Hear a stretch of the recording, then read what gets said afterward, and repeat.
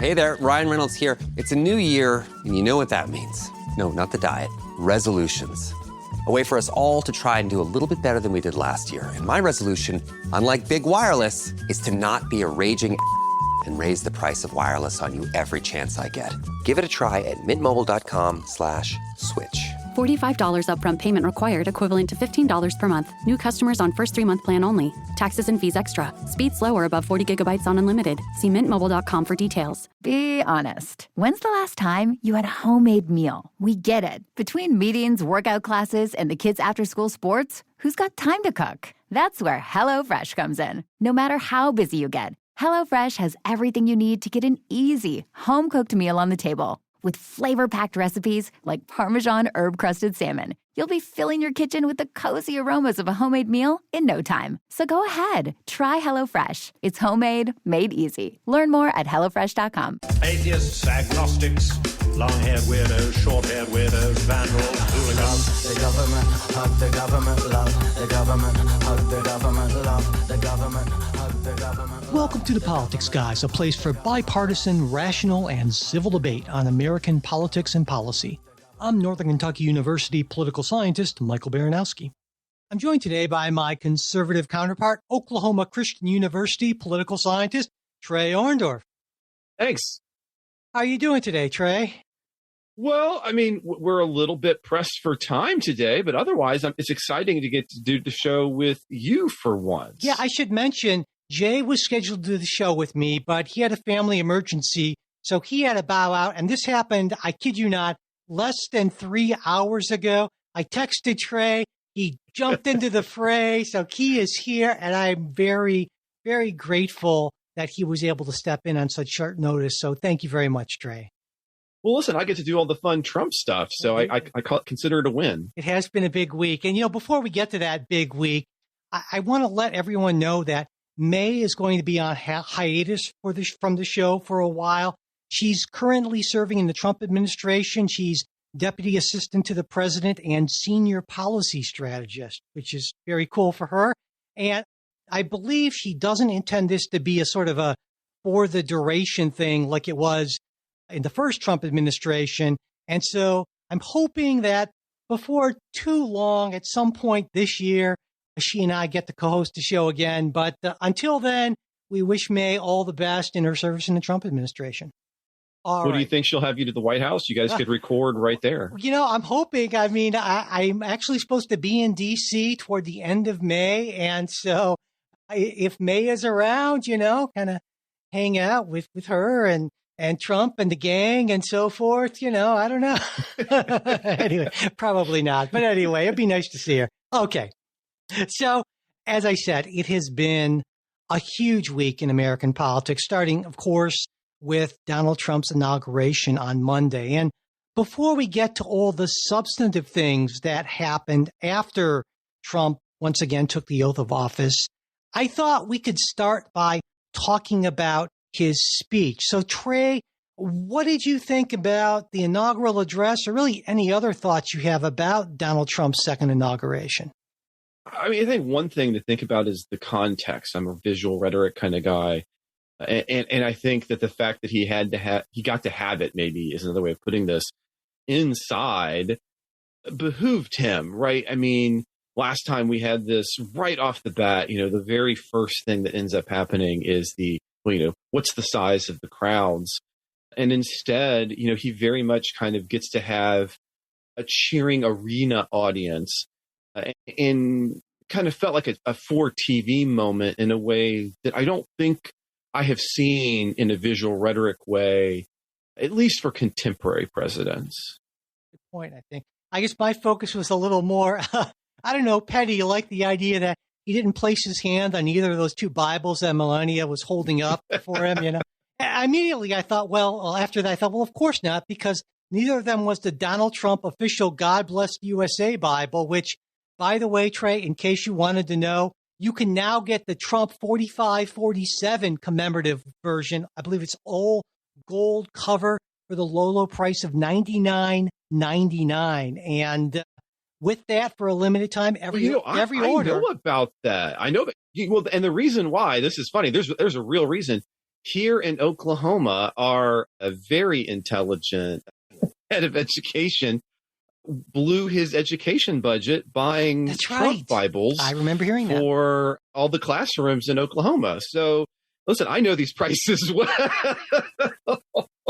Yeah. Anyway, I got to say, it was I feel like it was a less weird speech than the January 2017 American Carnage speech. There were some moments of light and hope and optimism. I mean, he said sunlight is pouring over the entire world and that sort of thing. And, but the golden age, right, he starts with the golden age of America begins right now. So, but then there was, typical Trumpian, this totally reverses a horrible betrayal, or my favorite, probably, Trey.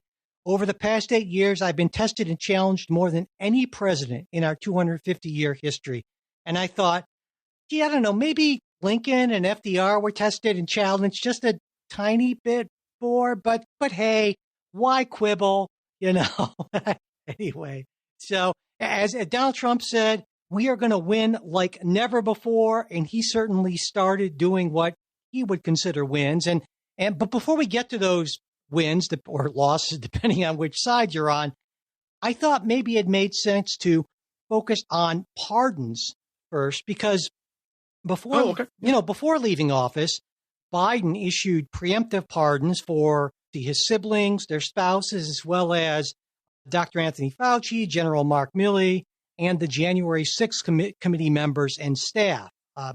As for the family pardons, he said that his family had been subjected to unrelenting attacks and threats, motivated solely by a desire to hurt me, and unfortunately, I have no reason to believe these attacks will end.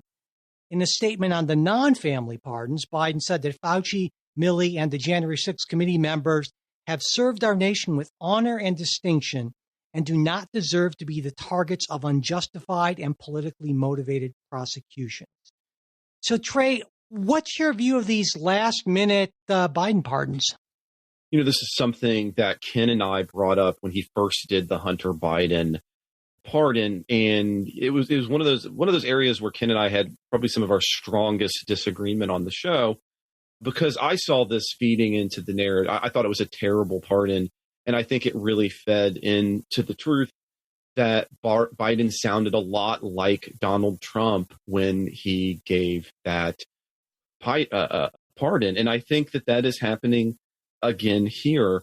You read it out perfectly there. This idea that he's under attack or his family is under attack, there doesn't appear to be anything unique to this point. Now maybe he's looking forward and is worried, but to say that his family has been uniquely under attack compared to modern presidents. I mean, look, Obama, Clinton, Bush.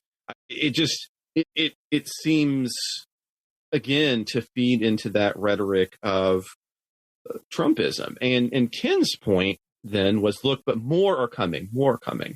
And I was highly dubious about the more are coming.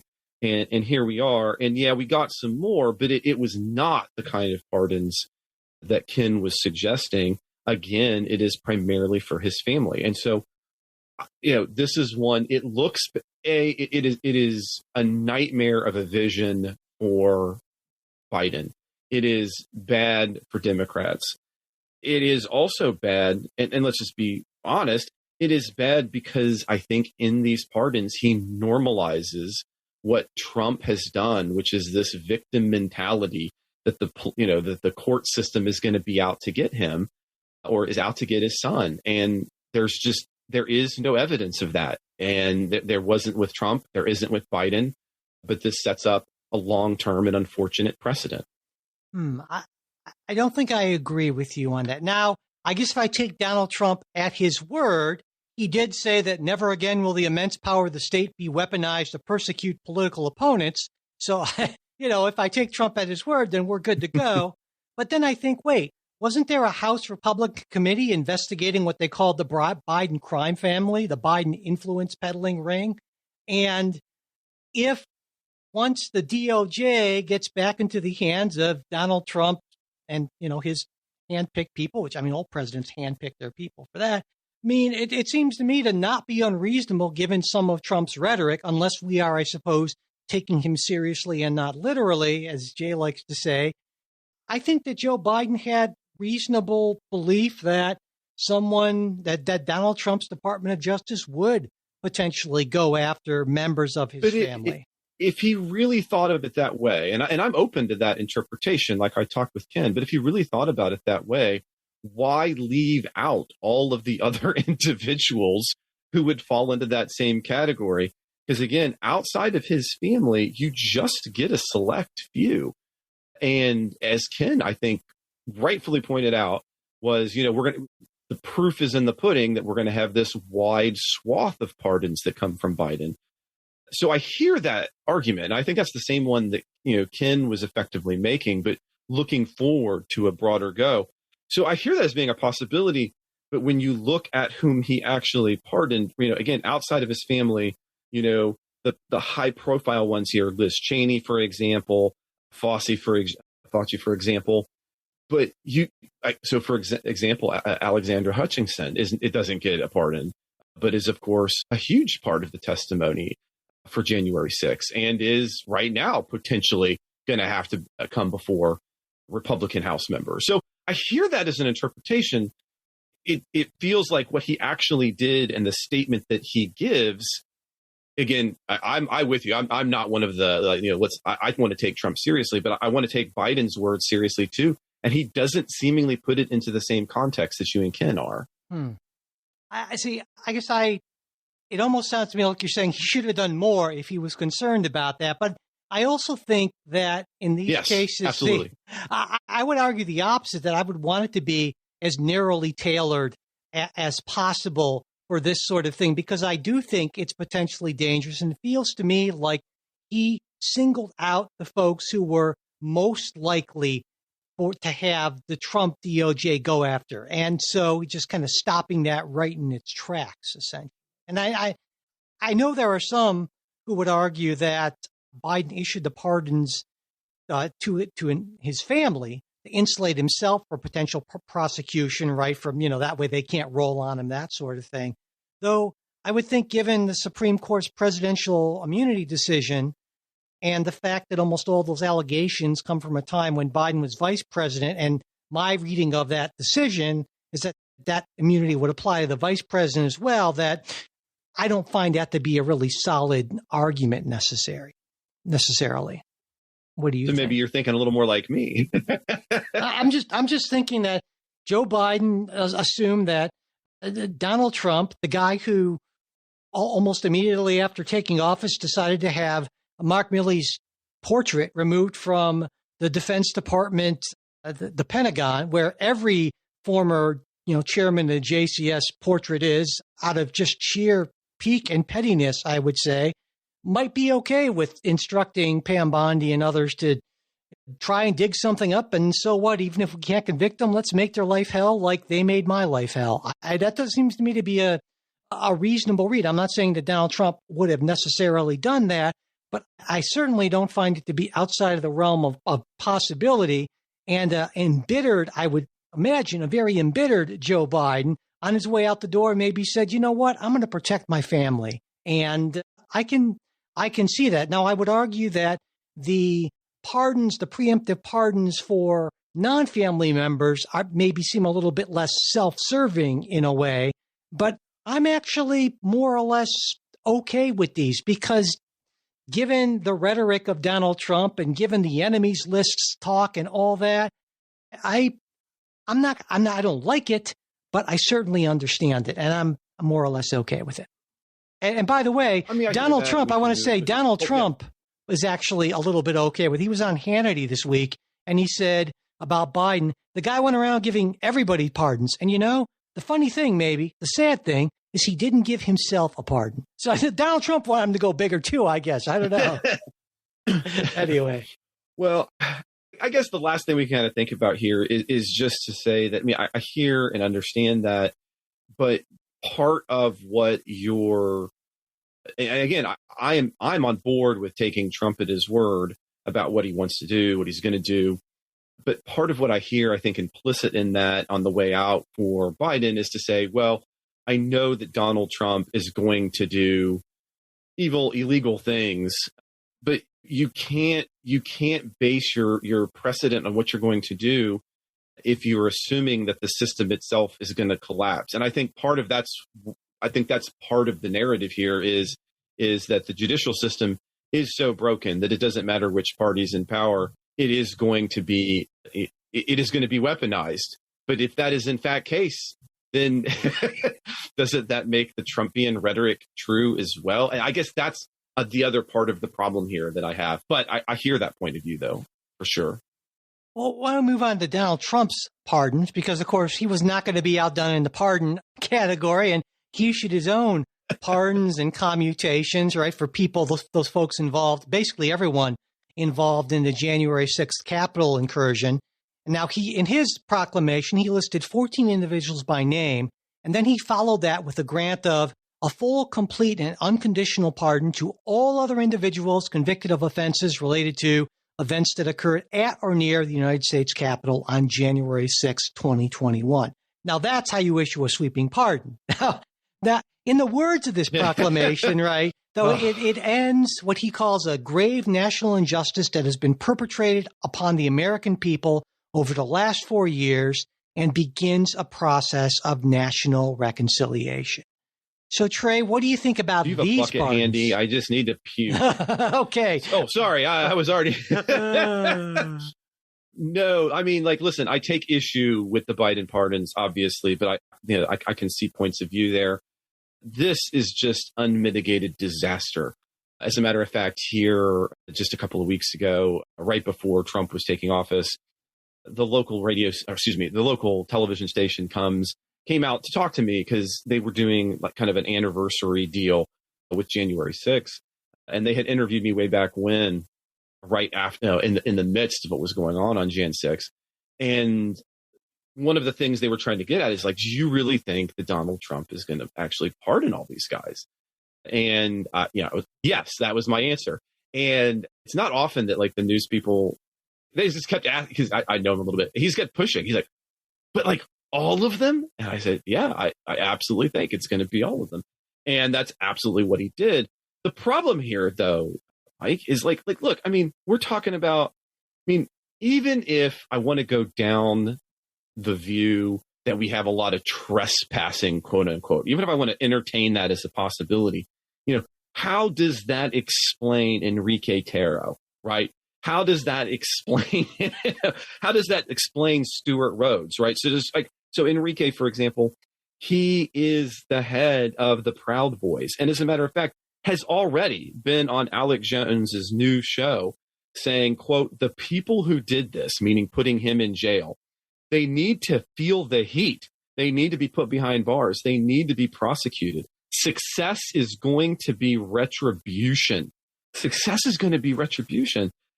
Stuart Rhodes, leader of the Oath Keepers, another one of these guys that's going to get this commute. He heads over, I don't know if you knew about this, yesterday and today to meet with members on Capitol Hill, and apparently got in. We don't know who at this moment, but he got in with at least one representative to have lunch with them, and suggests afterwards in front of the Capitol that Jan 6 should be remembered and memorialized as, quote, Patriots Day, end quote. So, listen, I come from the more conservative side of things than many of the hosts. However, I knew this was coming, yet it doesn't make it any less absolutely appalling. And so even if Trump wanted to keep his promise, he ought to have gone the J.D. Vance route and said, okay, we're going to consider some of these guys trespassers, quote unquote. Again, I'm not even willing to go quite that far, but okay, if that's what you're going to do, that's what you're going to do. But I don't understand what universe that you get Stuart and Enrique and you tell me that they needed their sentences commuted. Anybody, does somebody stand up and explain that one to me? I don't know what it is. Yeah. The Wall Street Journal this week had an editorial, the editorial board said, Trump pardons the January 6th cop beaters, what happened to Law and Order, back the blue, and that sort of thing. And, you pointed out Vance, because earlier this month, he said that people who committed violence during the riot obviously should not be pardoned. And so when Trump was asked about this, and in this conversation with Hannity, actually, he said it would have been, in his words, very, very cumbersome to separate out the people convicted of violent assaults. And immediately I thought, really? And it took me 30 seconds to find, a differentiation basically online. And I thought, I don't think it would have been that cumbersome. I mean, he could have pardoned or commuted all but those 123 people, I believe it is, who were charged with using deadly or dangerous weapons or causing bodily injury, and just said everyone but these folks, and then looked at maybe if he wanted to have the office of the pardon attorney look at those, down the line to see if those were unjust. But he just wanted to be done with it, I think, and couldn't be bothered to, care about the details, which seems to me very sort of Trumpian, I guess. Well, I mean, it could be the details, but I have a more negative view because, again, I don't think he did this. I think that is a after the fact, post hoc justification. I mean, this is a promise he made. It's what he said he was going to do. And if you pay attention, Trump generally follows through with the things that he says. And I think oftentimes because they can be seemingly so outrageous, we tend to discount the possibility that he actually means what he said. So, I mean, I hear that, but I think that was more of cover for Vance than it was really a justification. I don't even think Donald Trump was too busy to really think about it. I think he made this promise. He made this promise explicitly. He made these promises to some of these people's family members, and he did it over and over again, and then he fulfilled it.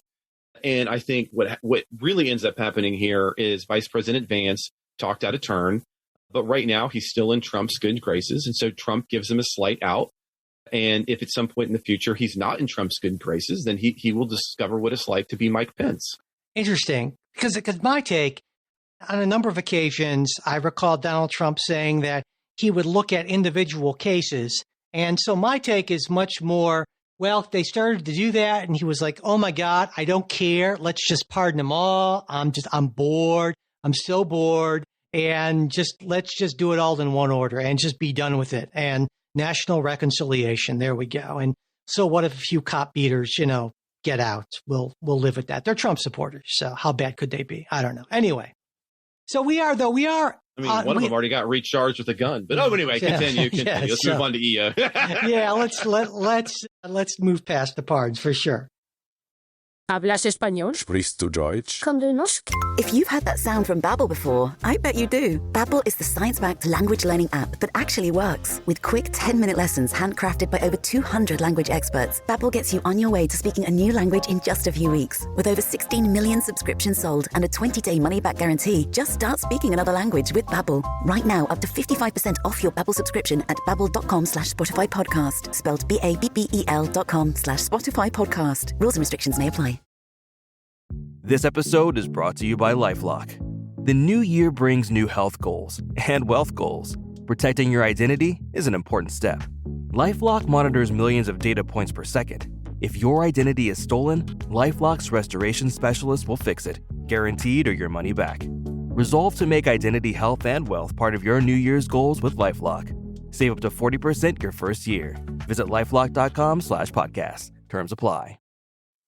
It's been an executive order whirlwind. On day one alone, Donald Trump signed 47 executive actions of various types. Now, if we only count executive orders, Trump is still the undisputed day one champion, and it's not even close.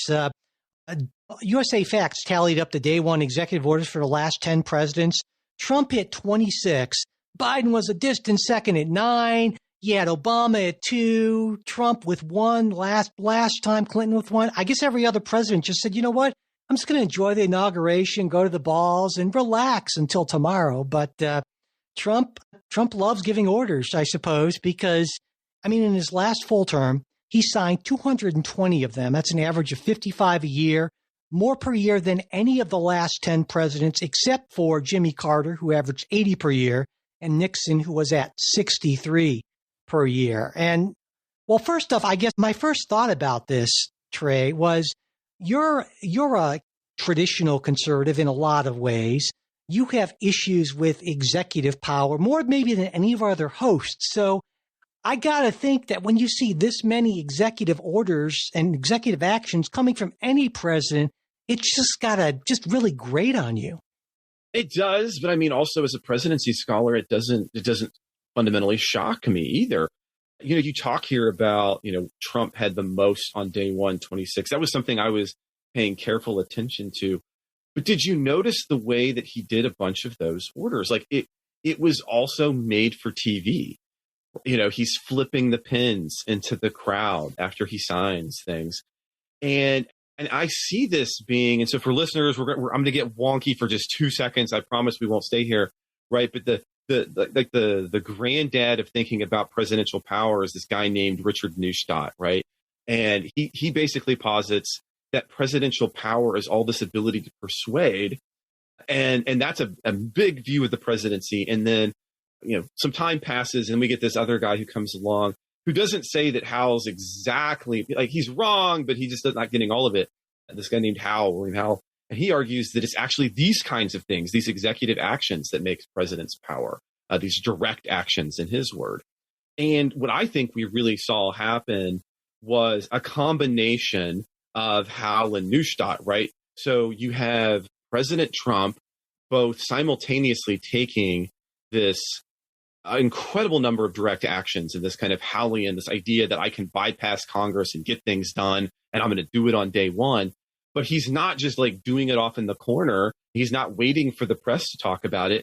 He is also using that bully pulpit. He's using that Neustadtian persuasion to the public, persuasion to Congress in the moment that he's actually signing these. And so it's kind of a 2-for-1 deal. And so as I saw that, again, this is not normatively, I deeply disagree. I don't think that's the way that we want to have executives. But, in terms of a politics moment, I thought it was rather brilliant to bring together the direct action and this symbolic made-for-TV signing for everybody in the stage to start persuading Congress and the public about here's what we're going to get done. Yeah, that's a really interesting point, I think. And I think part of the problem in talking about the executive orders is that there are so many of them. I mean, there's no way we can come close to getting at. I felt overwhelmed this week, honestly. And so what I thought we could do, because there is a lot of substance here, is maybe do some grouping. Like, for instance, everyone knows that one of Donald Trump's most important issues is immigration. And so a bunch of those first executive actions focused on immigration, focused on the southern border. That included the declaration of a national emergency at the border, directing DOD to within 30 days devise a plan to seal the border, that also frees up funding to enhance border security, including building more walls. He issued that proclamation declaring that the situation at the border constitutes an invasion under Article 4, Section 4 of the Constitution. And for those who don't have the Constitution memorized at this point, that is, the United States shall guarantee to every state in this union a republican form of government and shall protect each of them against invasion. And so, given that, he basically invoked the authority to suspend all asylum claims until he issues a finding that this invasion has ceased. Other things he did, he reinstated the previous migrant protection protocols. Usually, most people call that the Remain in Mexico policy. He expanded the expedited removal program, which allows the government to deport people in the country for less than 2 years without documentation, or people who can't establish a legitimate asylum claim, to deport them without an opportunity to come before an immigration judge. Now, the Biden era, there was expedited removal authority as well, but it was limited to unauthorized immigrants who were detained within 100 miles of the border, who'd been in the U.S. less than 2 weeks. So this is a pretty big expansion. And then finally, of course, we have Trump's announcement that children born on U.S. soil whose parents aren't lawful permanent U.S. residents at the time of the birth, they are not subject to the jurisdiction of the United States, and therefore they are not U.S. citizens. Basically repealing, in some ways, birthright citizenship through executive order. And the expected happened here on Thursday. Just yesterday, the federal judge John Couganer, a Reagan appointee, stop the implementation of it. He said, I've been on the bench for over 4 decades. I can't remember another case where the question presented was as clear. And he said, where were the lawyers when the decision, when the scientist was being made? And that it boggled his mind that a member of the bar would claim that this order was constitutional. Now, there are a lot more executive actions on immigration, but I think those were the main ones, at least the most consequential things that I pulled out there. So why don't we start with birthright citizenship, Trey? That's the biggest one. I came to the same conclusion as a judge. What do you think? Well, I have been looking at this carefully because the mainline view, and as a matter of fact, if you're curious kind of where I'm getting some of this stuff, there's a couple of really cool lawyers you can take a look at. One is Scott Bomboy, who actually works for the National Constitution Center. That is an organization that I use for my students all the time if people are interested. It's a really cool resource. Something we brought up, Ken and I have been doing the Constitutional Show, and it's something that we have brought up on our bonus show for supporters for a while because it's got some really cool things there. But the takeaway here, Mike, is that, the basic understanding of the 14th Amendment is pretty straightforward since we get to Wong Kim Ark. So just a little bit of history for listeners. And this is something we actually have talked about in the bonus shows, the supporter exclusive shows. And that is the 14th Amendment was kind of it's one of the Reconstruction amendments. And its goal is to deal with this lingering problem in the wake of the Civil War, which is how do we force the South to recognize the rights of Black people and formerly enslaved individuals?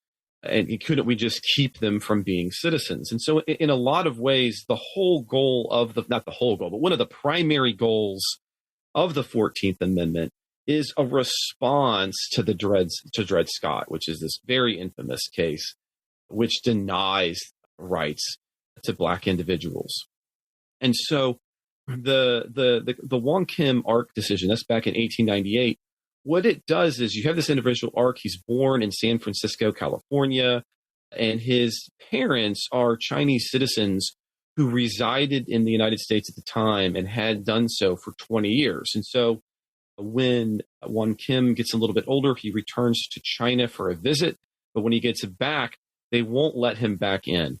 And so this leads to the citizenship question. It goes all the way up to the Supreme Court. And in the 6-2 decision, the court rules that he is, in fact, a citizen under the 14th Amendment. And Gray's majority opinion argues that because he had, quote, a permanent domicile and resident in the United States at the time of his birth, he's a citizen of the United States, even though his parents are Chinese citizens. And that is what you might call the mainline view. However, there has been for a long time a not teeny number of lawyers who have suggested that kind of ruling has been too expansive. As a matter of fact, you don't have to look too far. Right now, a number of law review journals, I popped up just one recently here, the Texas Review of Law and Politics. Heritage has one, which argues when you look at the actual intention of the senators as they're discussing this, and the phrase here that's really important for them is that idea of the jurisdiction thereof, that kind of minority view comes up. So look, when you look at this as a con law scholar, and again, I'm not Ken, but I do teach constitutional law. I'm not unfamiliar with these things. There's no real reason to think that Donald Trump's order falls within the constitutional order of things. However, maybe I'm going to embody a little bit of Ken here, Mike, and say that given some of the argumentation that I see from like the Heritage Foundation, and I also see outside of those conservative platforms, I'm not necessarily as convinced as the judge that the Supreme Court might not uphold the executive order. Oh, I am. I'm totally convinced. You're worried over nothing. It's going to be a unanimous decision, or 8-1 if it gets to the Supreme Court. It's not like this is a novel question. In Wong Kim Ark, the Supreme Court specifically addressed the question of what subject to the jurisdiction mean, because it's right. It's in there. It's got to mean something. And they said, hey, it means it was put in there to exclude, in the words of the decision, children born of alien enemies in hostile occupation, and children of diplomatic representatives of a foreign state. That's why they put it in. There's no one who's at all making a good faith reading of the record or the interpretation who comes to any other conclusion. And hey, if you don't like birthright citizen, the 2020 Texas Review of Law. Well, the 2020 Texas Review of Law, not a heritage foundation, one of the major one in the country. Amy Swearer, not exactly what you'd call some conservative nutso. She is one of the ones writing on this very question. So again, I think I agree with you. I agree with you. Just to be clear. What I disagree about is I do think there are more individuals who disagree with us than I think we give it credit for. No, you're wrong. You're wrong about that. The disagreeers get a lot more press. And hey, if you want to get a fancy, shiny law review article and maybe get the editor's attention, well, you write something like that. I mean, that's how academic, if you're going to submit an academic article, it's not going to be, you know what, the standard interpretation of this is exactly right. That's why I'm submitting this article, which no one's ever going to publish. So no, this is a garbage argument. And anyone who's arguing in good faith who doesn't have some kind of other motive knows it. And again, if you want to argue against birthright citizenship, that's a reasonable argument to make. Only like 30-something countries have it. They're almost all in North and Central America. That's a different argument. But at least have the balls to say, well, we need to change the Constitution and not try to work around it in this blatantly unconstitutional way. So this is going to be a non-factor. Well, now, listen, I can't disagree with that part. I mean, absolutely. Listen, can't do these kinds of things by executive order. I absolutely agree with you. But again, I'll point to the CRS, the Congressional Research Service. Their kind of definitive ruling on this, November 1st, 2018. They absolutely agree with you. They absolutely agree with me about birthright citizenship. But even they don't say that it is impeccable. What they effectively say, it's the majority view with some obvious minority dissent. So again, I don't hear this as me like I am not. As a matter of fact, as a policy matter, I probably outflank you on the left when it comes to immigration. Yeah. No question. So I just want to be clear. I am not. I don't want to see birthright citizenship go away. If anything, I would like us to be easier to get into. But I think the bigger other question here, because, this is one of the orders you're talking about. I think the other thing to keep in mind is that part of what makes certain constitutional things feasible is, in fact, public opinion. And the other part of here where I'm going to have to disagree with you a little bit, to say you just think this is open and shut case. Take a look at some of, say, the heritage people who are writing against this. They formerly worked for Clarence Thomas.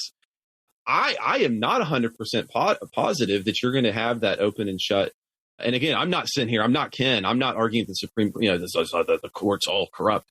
I'm not telling you that. But I will say that I think there is reason to think that this gets a serious consideration from the court and not what it deserves, which is just a perfunctory go. And the other reason I'll say that, Mike, I'm sorry. I'm getting you all confused because I was talking about old habits. I get it. But the other reason is take a look at the numbers when it comes to people's opinion on birthright citizenship, and it comes on immigration. People who even want relatively open borders or relatively easy processes for immigration, they are not common human beings.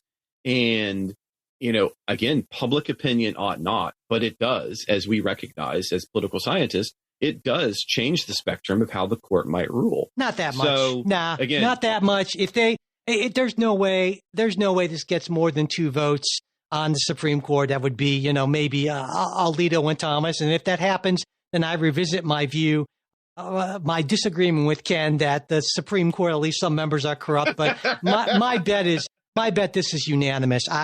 This is going to be a quick one. I have no concerns about this whatsoever. So weirdly, I guess I'm going to say not weirdly. I certainly trust the court more than Ken does, but it appears on this I might actually trust the court a little more than you do. So I guess I'm just like a naive court truster. Hopefully not, but we'll see anyway. But again, it's just yeah. Another thing I wanted to talk about. There's already reports Donald Trump has sent a few thousand members of the military down to the southern border. Now, as most people know, listeners to the show, certainly we've talked about this in the past, that the military can't be used for domestic law enforcement under the 1878 Posse Comitatus Act, but the Trump administration thinks it might be possible to get around that by invoking the Insurrection Act of 1807, which empowers the president to use the military to suppress civil disorder, insurrection, or rebellion. In fact, this is not some weird ancient thing by any means. It was actually invoked a little while ago, last invoked in 1992 after the Rodney King riots in L.A., where California's Governor Pete Wilson requested military assistance. Now, the last time it was invoked without a state requesting it was 1965, when President Johnson did it to protect civil rights activists on their march from Selma to Montgomery. And so I think now if this gets tested, if the Trump administration decides to go through with this, I think this maybe has a little more of a shot at getting through than the birthright citizenship modification sort of thing. I think it really depends on whether a large number of asylum seekers constitutes an unlawful obstruction or rebellion against the authority of the United States. I don't think so, but it wouldn't surprise me if that went the other way. But I don't know that the Trump administration is ready to cross that border or cross that barrier yet. I don't know. What do you think? You know, I have thought about this one carefully, and again in conjunction with birthright citizenship, because again, I recognize there are a lot of individuals who want to see in their thoughts, immigration shut down, and we got to do whatever that's going to take. That means we got to build up giant barriers. That means we got to, bring military in. And let me unpackage some of that, some on a personal level and then some here on a key level, right? So as a matter of fact, we had ICE raids going down across the country yesterday, for example, and one of those locations was here in South Oklahoma City. And, I will be honest, I kind of read up on the way that I could find individuals if they got detained. By the way, the only way to figure out where an individual who's being detained is held is there's an ICE website that you got to go to, and you can search by certain kinds of identifiers. And, and I was reaching out to some individuals to say like, hey, can you still respond? And I want to be clear, not because they aren't, legally here, but as we already saw, say like, in New Jersey, we had a number of actual U.S. citizens, as ISIS confirmed, get caught up in that sweep. And right now, while it has been delayed, I certainly know individuals who have citizenship as a result of birthright, being here when they were born. And so, but to the insurrection, I like that you go back. There was a really good investigation of the use of the military out on the West Coast and in the wake of Rodney King. And it was really worthwhile to listen to the military individuals talk through, what they were thinking about, how they were trying to ensure that they were supporting police instead of kind of being in this kind of active combat role and being given kind of the latitude to do that. And I think one of the biggest issues, actual policy issues here, Mike, is going to be if, in fact, we have the military take these kinds of actions. The military is a hammer, and I don't mean that's not an insult. Like sometimes you need a hammer, right? Yeah, you absolutely have to have a hammer, but that doesn't mean that every job should have a hammer. and I do not believe that even the kinds of issues, if I go down that path, if I want to take these policy positions seriously, individuals with weapons and guns who are designed to see and eliminate threats, and thank heavens that they exist, but that is not what I want at the southern border at this moment. Even the kinds of people who are generally illegally crossing in the kinds of ways we're talking about here are primarily not criminals.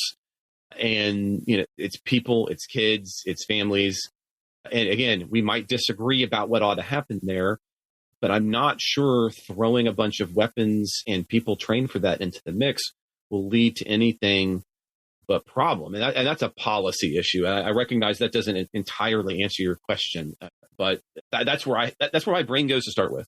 Yeah, I guess, and I've said this, multiple times in the past, the word invasion really bothers me a lot. And I think the connotations for Yeah, invasion yeah. are, I mean, there are some bad hombres for sure, right? But this idea that this is just a horde of people who are coming across hoping to, I don't know, conquer, despoil, what have you, that there are people who are hoping to get jobs roofing our houses and trimming our lawns and doing all that other kind of stuff that a lot of Americans don't want to do. And I think that if Donald Trump is actually successful at his efforts, both at slowing immigration to almost nothing and removing millions of immigrants who are in this country already, I think he's going to see, and the country is going to see, when the cost of all those things go up because of labor shortages, that, oh, wait, we actually rely on a lot of these folks, and they're very important to our economy and our communities. I hear that, and I appreciate that, right? But sometimes when I hear that argument, it also hurts a little bit, and I want to explain, because you don't mean it in a hurty way. And what I mean by that is, if I want, you think about the individuals who are coming here potentially for asylum, or who maybe even aren't, who are just coming here because they are fleeing something that is terrible. And I think that vision, that idea of the invasion, I mean, individuals don't pick up their kids. They don't walk thousands of miles.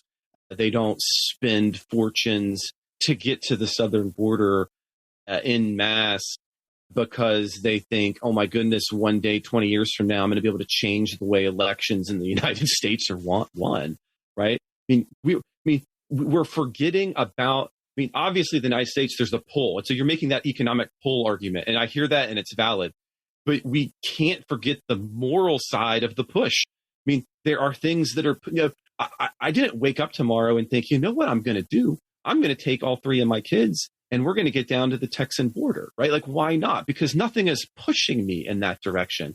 So even if I thought there was something really good down there, it's going to take some terrible things happening here for that push. And again, I think it's a good argument to make the pull, the economic argument. But I think there is, in fact, a moral argument. And I'll be honest, I think Trump was rightfully confronted by that at church. Yeah, well, that whole thing, the idea. Now, I will say, I did feel that the remarks by the Episcopal right minister were a bit Bishop for Episcopal. Were a bit too political for. I think they could have been phrased in a way that was a little less pointed. But certainly the message itself, show mercy to people, that seems to be a reasonable message. But my point is, I guess, the reason I focus on the economic argument is because I don't think the moral arguments work anymore in this country for either side. And I think that's why, in fact, Donald Trump was reelected despite January 6th, despite everything else, was inflation, more than anything else, certainly being the issue. And so I think if you want to convince the American people to do something or change their minds, if you appeal to their sense of morality, good luck, because they're going to be able to twist that in so many ways. I don't know if Donald Trump ever read one of his Donald Trump God Bless the USA Bibles, but if he read it honestly, he would have to reconsider a lot of his policies and 2/3 of what he says, or at least the way he says it. So, but the economic arguments, all of a sudden, it's like, wow, it's 20% more expensive to get my house re-roofed. Why is that? Well, maybe we shouldn't have kicked out all the immigrants. How about that? That, I think, is going to have a lot more force with people. I hear that. I mean, and that is absolutely fair. And I will just add, and then we can move forward, but I hear that. I don't necessarily disagree with you, but I am compelled by my Lord to make those comments and make that moral argument, whether it's going to win or not. And I'll state that on this show, and I'll state that on TV every day, because it's important. Yeah, and I agree with you on that. Absolutely. It should be the more important argument. And not only that, I would say that it's just so fundamentally American, the idea that if you're here and you want to be here, you can be one of us. It's what I feel separates us from almost every other country. And that, to me, is at the very heart of what being an American is about. And to see that just tossed aside for this sort of nativism just makes me, at times when I think about it, almost physically ill. I absolutely agree. And we could talk about that for longer, but that is a conversation maybe for a bonus show. Yeah, let me ask you that idea of what is American. Yeah. And I see that cracking. And I see that cracking. And I don't just mean like anecdotally, but, I have my hands on data, and I can tell you that it's cracking in ways that'll break your heart. Yeah, absolutely. It occurred to me when thinking about all the immigration actions, a question that maybe not a lot of people are asking, but I thought I'd ask it is, do we even have a border crisis? I mean, as distinct from an asylum system crisis, which I think we absolutely do, or an undocumented immigrant crisis in this country, which you could argue that we do. But if you take a look at the data, southern border encounters, they peaked in December of 2023. They've been falling since then.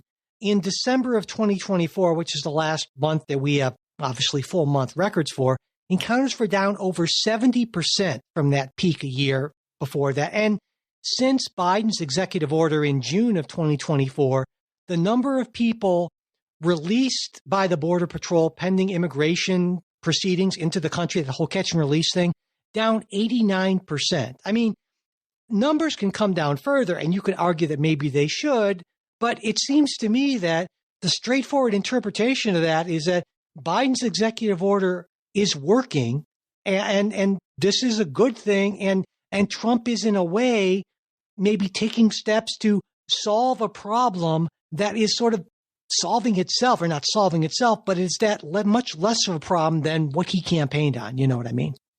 Hear that. And I think there's at least two different ways to get at that. One is your numbers are absolutely correct. However, the effects of individuals, and because of the nature of how we do things, the effects are concentrated, not diffuse. And when you look at, say, polling, when you take a look at the individuals and communities that are the most kind of the epicenters of this, I think it's because they feel a concentrated effort. So one possible explanation is to say, yeah, it's down, but because you have concentrated effects, you might not be feeling the same kind of relief that the numbers would suggest, right? So that's one potential part of this. I think the other bit of this is, again, I'm going to get a little wonky here, sorry, right? But people don't vote prospectively, they vote retrospectively. We have this guy, Fiorina, makes this argument, and he says, look, we're looking backwards. And I think oftentimes one of the things that we can, if you follow the news closely, if you listen to this show, you follow the news closely, right? You're paying attention to things like this. Most people aren't. And so I want to think of their votes as being a lagged indicator. And so as a result, to say, what has happened, for example, right there, since, December of 2024, A, you have concentrated effects, and B, it's going to take a while for the votes to shift to reflect whatever that reality looks like of being down, like I said, like you were saying, about 70%, because we're not looking forward on policies. We're looking backwards. And again, I don't mean that in a bad way, because when you say look backwards, that sounds terrible. I mean, we're voting about what has happened and how we have experienced it, not how we feel this exact second, because we're still figuring that out. Yeah. Well, I think it's one thing for people to vote that way, but people who are in charge of implementing and creating public policy, I would hope understand that there is this lag time, and that you need to take all of that into account. And if you try to solve something that was a problem last week or last month, and you don't kind of let things play out, then you can often frequently overcorrect on these things. And that's why I don't think the Trump administration is doing that necessarily. In fact, I think this is a major overcorrection, and but I understand that Donald Trump couldn't have come in office and said, no, things looks like things are better, so I'm just not going to do anything on immigration. That just never, there's not a universe that's ever gonna happen. Exactly. But he has to keep a promise. And that means doing something. And again, this is let's get into the weeds of political science. What doing something amounts to often means position taking through some kind of action, whether it changes anything or not, because we vote on it's the position taking that indicates that you've kept your promise. So even if you replace Trump with like the world's nicest guy in the history of mankind, who was, he is still going to have to somehow signal a position take no matter what the data suggests, since that is clearly one of the major things he won on. Yeah. And this is another example of the fact that Donald Trump is many things, but he is no conservative, because the conservative view is if you have an option of doing something or doing nothing, well, default to nothing. And, only if you absolutely have to use government to do something, but that was never going to be the case. But, it occurred to me also that Donald Trump was absolutely right back last year, I think it was, to scuttle that bipartisan immigration deal. It worked for him both politically, because he had that issue to run on, certainly, but also in terms of policy, because what he's able to do now and what he's going to be able to get out of Congress, assuming they do pass any legislation, and we won't get to it, but there's already some legislation that looks like he'll be signing early next week, is going to be so much more than what Republicans, what sort of, I won't call them anti-immigration, but low immigration, kick them out sort of folks would have gotten from any kind of bipartisan deal. Well, and that is something that we looked at carefully, because that original deal was Senator Lankford. And, he really got thrown under the bus when that went down.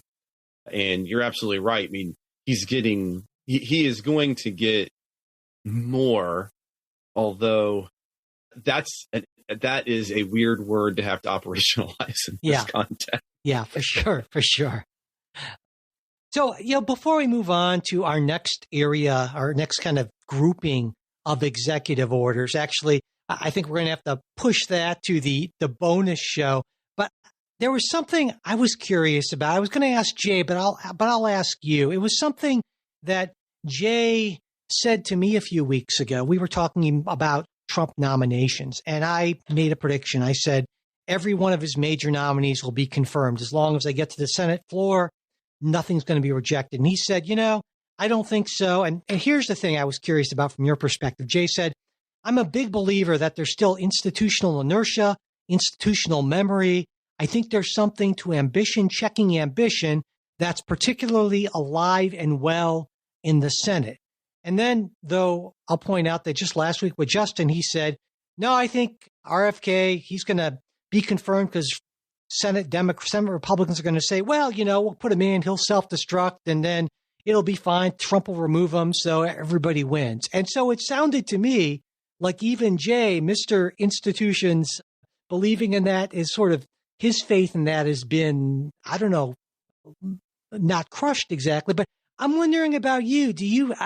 I have a lot less faith that ambition counters ambition when it comes to these sort of institutional differences or turf battles. I think we've basically become essentially kind of a parliamentary system here. And I was wondering what your take is on that from your early read of what's going on here with the Trump administration. Oh, that was such a good word, Mike, that parliamentary system. Yeah. When you look at the data, when you look at the scholarship right now, the idea that institutions check the other institutions of government, it does not happen in the ways that we think about. Like you take your high school civics class and you have this idea of like, oh, Congress is going to check the presidency. The truth of the matter is that parties today attempt to check one another. And so institutions seemingly check one another if and only if you have a division of government, i.e. meaning the different institutions are held by different parties. And we're absolutely seeing that now, right? So this idea that Republicans are going to want to go up against Trump is ridiculous, because, and I'm going to be careful here, I'm not suggesting that this is somehow just a Donald Trump and Republican thing. It just exasperates the issue, right? So the pre-existing issue is we have set the rewards up such that you cannot have intra-party dispute, and ergo institutions only check when the other party holds. And so the fundamental Madisonian framework that we have is devised on the idea, though, that would in fact take place.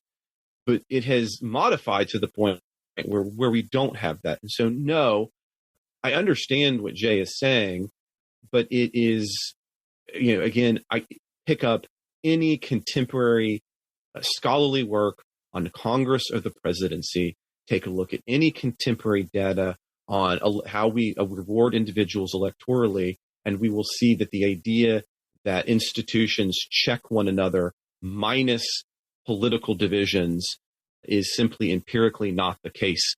And so whatever our normative positions might be on that, as a social scientist, I just have to say, absolutely no. I would have to disagree. Yeah, I'm with you largely on that. I will say I think that the court still provides something of a check, as we've seen, actually a pretty robust check in many instances.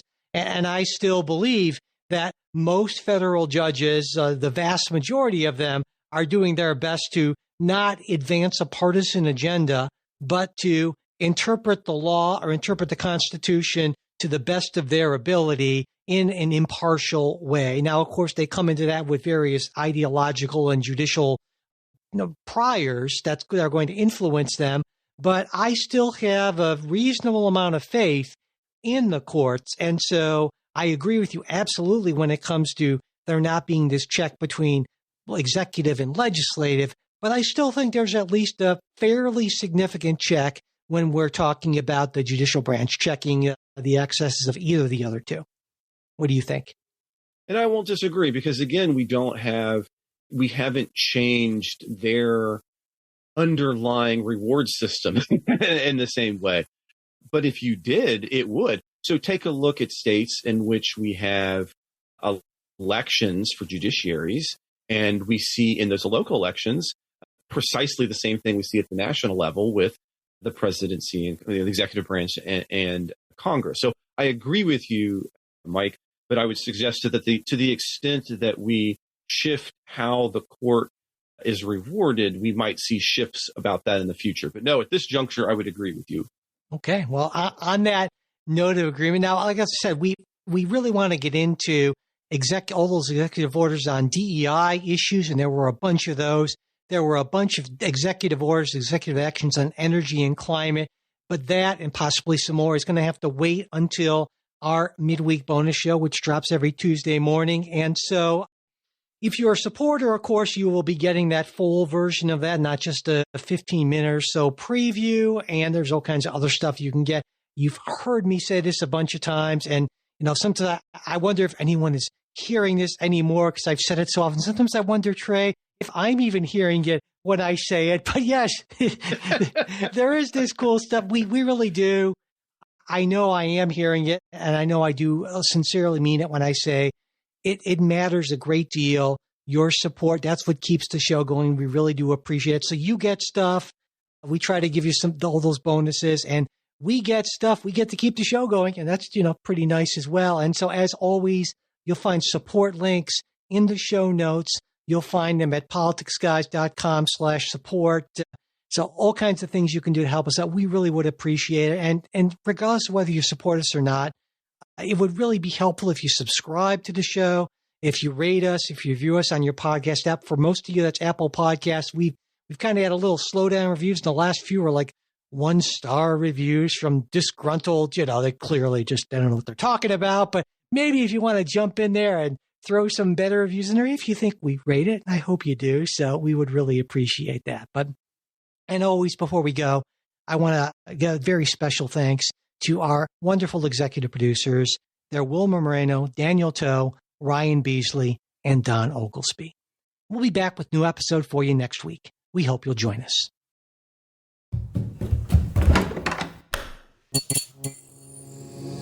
This podcast is part of the Democracy Group,